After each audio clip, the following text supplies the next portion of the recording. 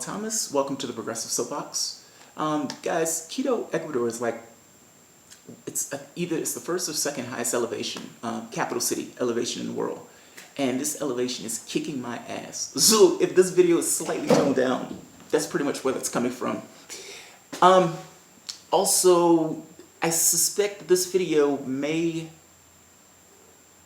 not necessarily be liked. What I would request is that you comment. Like, you comment and go with the logic that I'm making. Go with the logical flow that I'm trying to get at, without reflexively kind of just disavowing it or disliking it. Challenge the logic, and definitely comment. I'm curious to hear other people's opinions on this. What I mean is, we need to acknowledge, as painfully as it is, that Sanders and the other progressives in the Democratic Party have become part of the problem, not the solution. Now look, you got to get a man his due, regardless of how you feel about it. Part of the reason that we're here today, right now, having this conversation, has to do with Sanders. I mean, Sanders expanded the Overton window of debate. In addition to expanding the Overton window of debate, he also got across that elections can be run in a way that aren't corrupt. Meaning he showed a corruption-free model of running an election and running a campaign.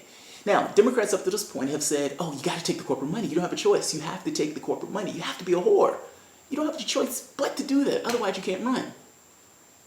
Sanders showed that was full of bunk, and that ultimately these guys were just lazy and did not want to go for small ticket donations. Last but not least, and probably the most important, he showed that progressivism, particularly when competing against the status quo, is a winner. When they asked people over and over and over again throughout the country, would you have preferred to vote for Bernie Sanders over Hillary Clinton? Those people said yes. Now, oftentimes, keep in mind, it wasn't because he was this awesome speaker, it wasn't because he was this rock star with this chiseled appearance or anything. It was what he was saying. It was his values. He just got up there and said exactly what he was feeling and what he thought the world should look like, and people responded. You got to give him credit for it. Enshrine it in stone. That is his accomplishment. Now, at the same time, you also have to look at the other side of that. For the last month or so, the people who've been out and about the most, the people who you've been seeing the most adamant, the tip of the spear, as they call it, have been progressives. Warren, Sanders, what's the other guy? Sherrod Brown, Tulsi Gabbard. These guys, for the most part, have been the face of the Democratic Party. The problem is they're laundering the image of the Democratic Party in the same way that the mob or some other criminal organization would launder money or dirty money. And they're doing this without getting any concessions whatsoever. I mean, they're essentially trying to get people to come back to the Democratic Party without getting anything in return for those people coming back to the Democratic Party. The maintenance of status quo with the appearance of change. Progressives have no power in that party. It's just appearances. Now, simultaneously, at the exact same time they're doing this, you have the corporate Democrats, the establishment Democrats, the shills, what's that guy's name from West Virginia?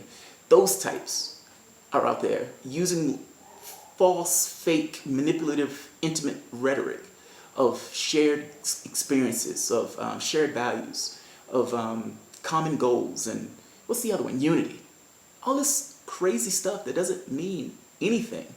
It's there to give this imaginary impression that somehow the Democratic Party is on your side.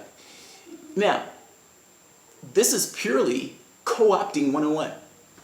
They're trying to co-opt all the movements that are going on in the public. The people are freaking out. And they're freaking out in a way where they're uncritically trying to replace Trump without necessarily looking at what they're trying to replace Trump with.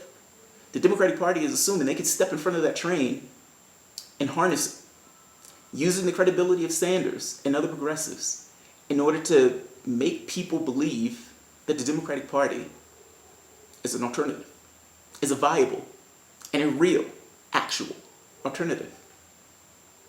It's not. It's false.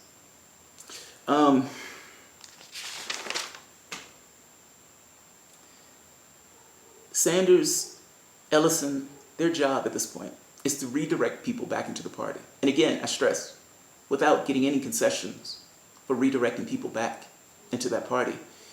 Now, this is problematic, of course. You got to understand, for the past 30 years, Democrats have worked under this model of brinksmanship. Whether this is their espoused playbook or not, in practice, in function, they've worked on the principle of brinksmanship. Their thought being, what's the least amount we have to do to get just enough voters to win? It's not the principle of, well, what do we believe in and how can we affect that legislation? That's nothing to do with it. That's nothing to do with it. Elements of the party are at cross purposes with one another. Meaning, in order to take, what I mean is, all the corporate donations, all the wealthy, all the money that these guys are getting requires them to behave in ways that works cross purposes with their base. Meaning, if you're going to take all of these donations, if you're going to move further to the right, you're going to bleed off people in your base in the same way Hillary Clinton lost that last election. Conversely, if you go too far to the left and you give the people what they actually want, you're going to lose those wealthy, greedy donors who want policy concessions and kickbacks and favors. They're dancing on the head of a pin. Moderation, in this case, when they're calling themselves moderates and centrists, those things are just political buzzwords. They just mean that it's political cover. They're trying to come up with some justification for saying, yes, we're taking all of this money and we're fucking over our base. We're moderates. That's how it functions in practice. Moderation is just a buzzword. It doesn't mean anything. Or at the very least, it only means that they're not going to get anything done. And they're certainly not going to get anything done from a leftist perspective. Again, 95% of all the gains went to the top 1% in Obama's term. Why do you think they were giving him all that money? Do you think they were giving him all that money for their health? Why do you think Wall Street gave him all that money? And how many of them Wall Street bankers do you think went to jail for extracting trillions of dollars out the economy? Open your eyes, people. Open your eyes. Moderation is just a buzzword. It's just a buzzword. They've done this for the past 30 years. And that playbook hasn't changed one iota. As evidence to it. So in the last DNC election, Ellison, Perez, and all those other people,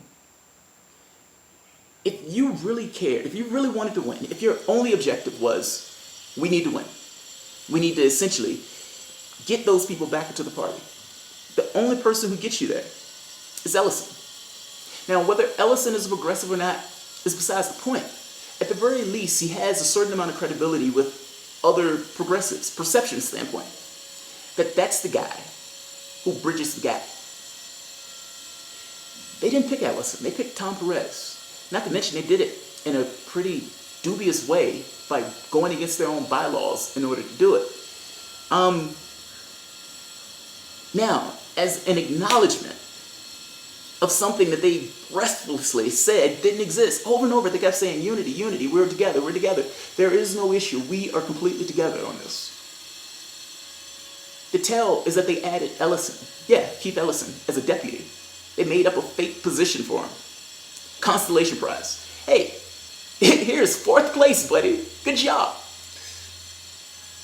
Why would you do that unless you full well understood the situation to which you found yourself? That situation being a large number of people left your party. A large number of people saw your party for what it was. And a large number of people looked at this race as being, what direction is the Democratic Party going to take? They picked Perez. Now, under the same model of brinksmanship that I'm making the case that they've abided by over the past 30 years, they did the same thing here. They took the cynical calculation that they can put Perez in, keep the beating heart of status quo, while at the same time adding Ellison. Now, it's true, they may not get everybody, but they may get just enough to just get over the hurdle to where it accomplishes their objectives. Ellison would have got you there all the way, but they don't want to go all the way. What they want is to be able to get by while still remaining who they are, meaning status quo. It's brinksmanship. That's their plan. That's the plan they've did for the last 30 years. That's the plan they're continuing to do in the DNC chair race. This is their playbook. Now, there's a problem. So they're rolling the dice, of course, and they're rolling the dice. But they're making this assumption that with everybody freaking out, nobody is really paying attention to what the Democrats are. They're just looking at how bad Trump is. Meaning that if they can bide their time, if they can weather the storm, they can get their next status quo candidate back in office without making any concessions whatsoever. They can be back in power without changing a thing. Leveraging progressives, or the face and the rhetoric of progressives, while keeping the beating heart of what they were for the past 30 years, that neoliberalism. That's their objective. That's their plan. And whether you believe it or not, that plan has legs. So a recent election, I think it was in Delaware or something like that, where the Democrat won. And look, you also need to understand, if a Democrat gets in office, they're going to utilize the idea of Trump to make an even stronger case that you should sell out, that you should compromise your values. It's like, hey, you know, the last time you didn't vote for this really horrible shill of a candidate. We got Donald Trump. Do you want Donald Trump again? I'm telling you, it's going to be their argument. It's going to be their argument that they rely on and they browbeat people into doing. Those people are going to be uncritical in their analysis, full well remembering how bad Donald Trump was. That's what's taking place. Meaning the situation becomes an issue of time. It's not necessarily just the issue of enacting a plan. That plan has a time limit on when that plan can be accomplished. Sanders, Ellison, the progressives of the party, they're a problem. They're drawing people back to that party without actually getting that party to do anything different. They're defrauding. Look, I would even make the argument they're defrauding the people who they're convincing to go back to the party.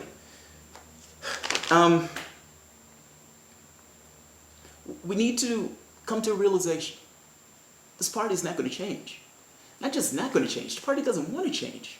That party is perfectly happy with taking all of that money and remaining status quo, of being least worse, of not getting anything substantively done, of just being there, making the argument that we're not as bad as that guy. That guy is a monster. You want that monster in office? Do you want to persistently have to deal with that particular argument? The Democratic Party is a dead end. It's not going to work. It doesn't work in that sense. We need to create another structure that would allow actual values, like actual things to get done. We have problems. Like we have actual issues, whether you're talking about climate, whether you're talking about income inequality. We have a finite planet. We have problems that need to be solved. Those problems can't be solved through that particular party. Any process, any person, anything or architecture that's assisting that particular machine is part of that problem. Bernie Sanders, as it logically follows, is part of the problem. Look, I'm not saying that Bernie is, I take him at face value of what he wants to accomplish, or at the very least what he believes is right, his values. But I'm kind of making this point that what he thinks may happen or what he wants to happen has nothing to do with the reality of the situation. It doesn't matter. He's assisting that machine. And nail down the machine. Explain what that machine is. This is the exact same machine that cheated Sanders during the primaries. Sanders turned around and supported the exact same machine as they dragged his body out and paraded it about the DNC, the Democratic National Committee. He continued to support that machine. There's even a WikiLeaks thing, I think this was released a few months ago, that showed that Hillary Clinton had something on Sanders to restrain his behavior during that primary. Look, you can read that however you want to read it. At the end of the day, what the case that I'm making is we need a new architecture, we need a new structure. And anything that is working at cross purposes with that structure is a problem. That's the case that I'm making.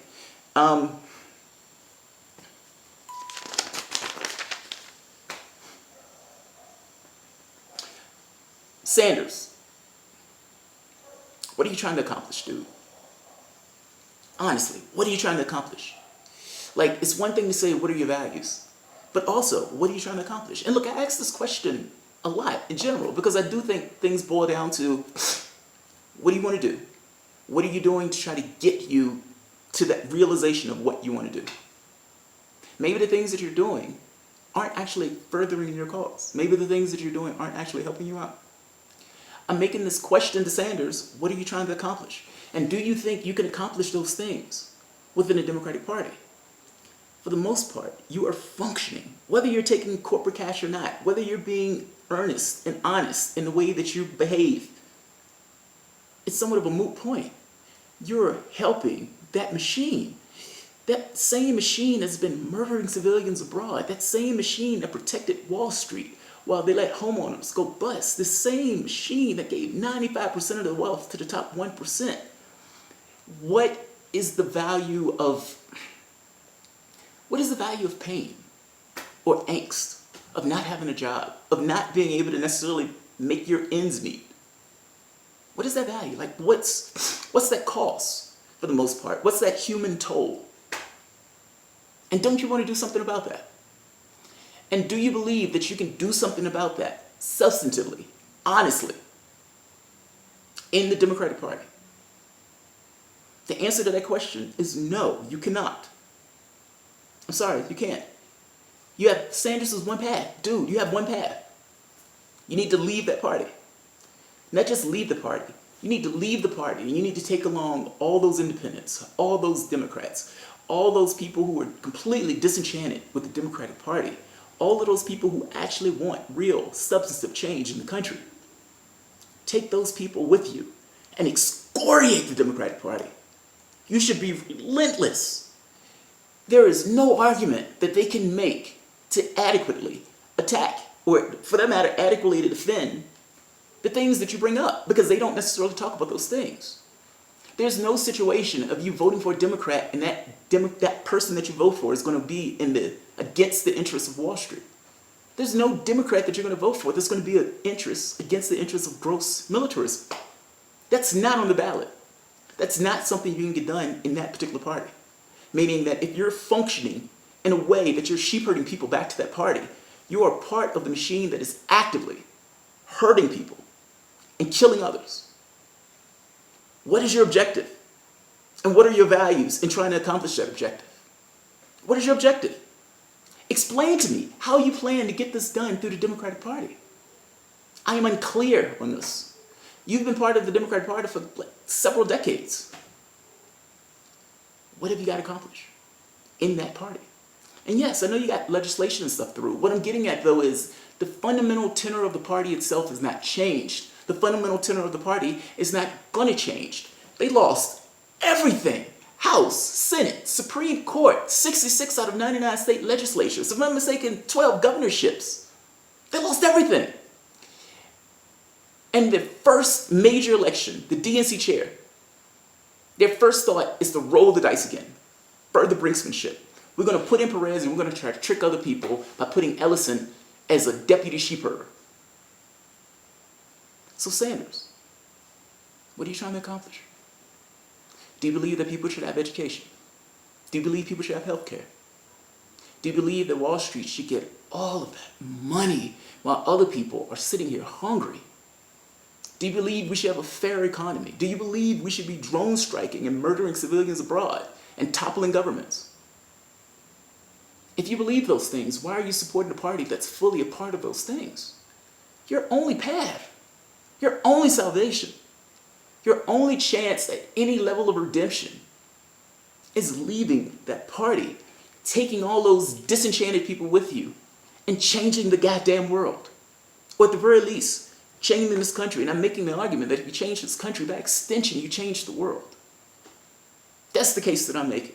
I'm making the case that nothing will fundamentally get done with Sanders in that party. I am further making the case that he is a hindrance to getting anything done while he is in that party and while these guys sheep herd people back to that busted dumpster fire of a party. That's my point. That's the case that I'm making. It kills me to say it, because I actually respect the hell out of the guy. But I don't see any logical other way around it. It seems that if you're following the logic in that sense and say, okay, how do you accomplish the objectives you want to accomplish? If you can't do it in the Democratic Party, what's the other solution? What's the other solution? The only path is to create your own structure. Leave that party. Sanders is the main person who can pull that off, I guess, in the most straightforward manner. And look, I get it. I know this is not all that fair. Sanders is like 80-some years old, and I would imagine he's like, why me? Why do I have to take this burden on? But life isn't fair, dude. It's not. It's just not the way it's built. It's not built to be fair. Some things are just a function of providence. Sometimes you're in a situation that you are uniquely suited to deal with, more so than anybody else.